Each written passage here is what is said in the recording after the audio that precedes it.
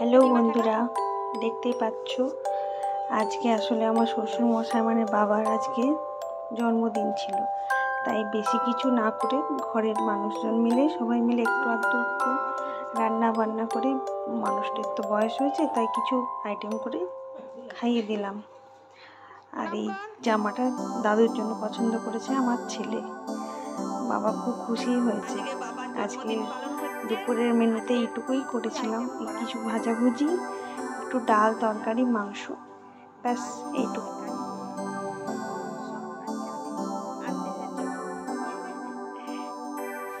আজ মিয়া মোড়ের একটা কেকের দোকান আমাদের বিষ্ণুপুরে উদ্বোধন হলো, তাই সেই সূত্রে একটা কেক সন্ধ্যেবেলায় নিয়ে আনাই হয়েছিল বাড়িতে বাবার জন্য।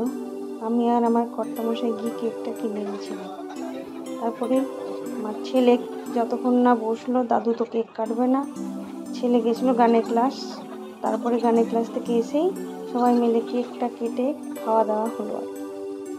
এইভাবেই আমার শ্বশুরমশাই ৭৮তম জন্মদিনটা আমরা বাড়িতে পালন করে নিলাম।